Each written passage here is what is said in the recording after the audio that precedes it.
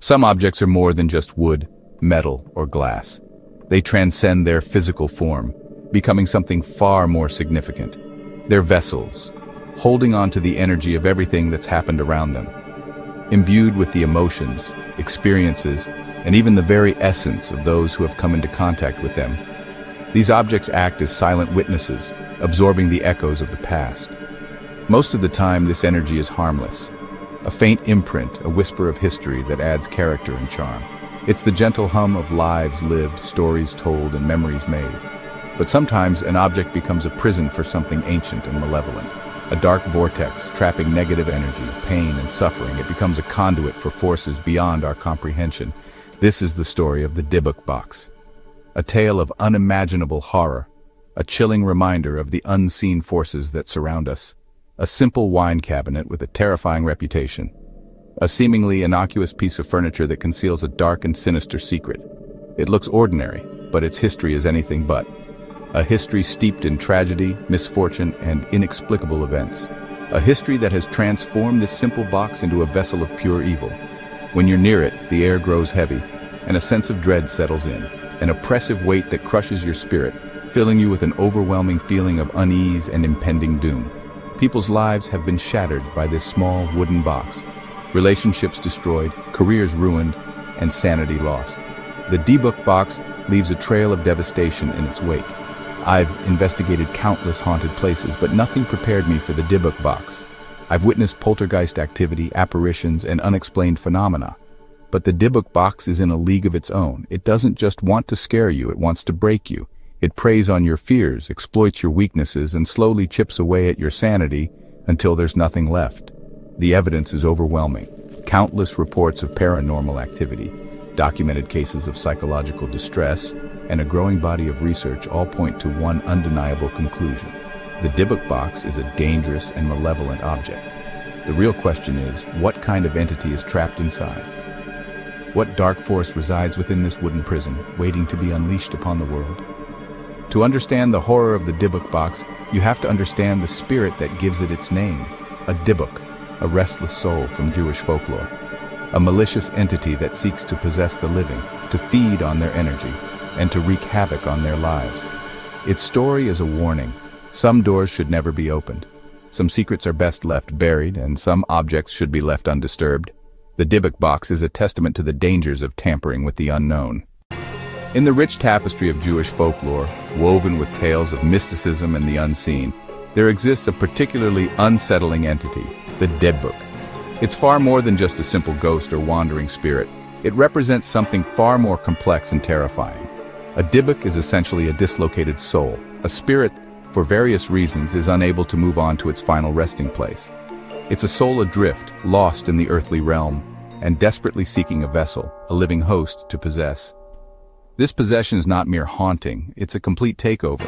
The very word Dybbuk comes from the Hebrew verb meaning to cling. And that's precisely what this entity does. It latches onto a person, embedding itself within their being, seeking to live out its unfinished business, to experience the world through another's senses, to fulfill desires that were left unfulfilled in its previous life. The signs of Dybbuk possession are often dramatic and disturbing.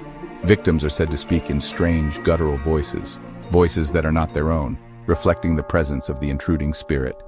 They may suddenly know impossible things, possessing knowledge of events or languages that they could not have possibly learned in their own lives.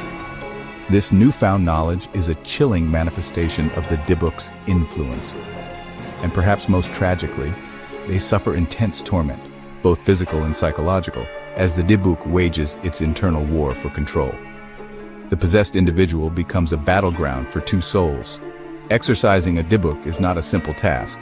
It's a dangerous and complex ritual, a spiritual battle waged for the very soul of the possessed person. It requires skilled practitioners, deep knowledge of Kabbalistic lore, and unwavering faith. Legend has it that the Dybbuk Box was specifically created as a prison, a vessel designed to contain just such a malevolent spirit, a spirit deemed too dangerous to roam free. It was never meant to be opened, its seal intended to hold for eternity. But as fate, or perhaps something far more sinister, would have it, the box was opened, its ancient seal broken, and the entity trapped inside was unleashed upon the world once more, ready to wreak havoc and claim new victims. The Dybbuk Box's story begins with Havela, a Holocaust survivor. After the war, she and other survivors performed a ritual, trapping a Dybbuk inside a small wine cabinet.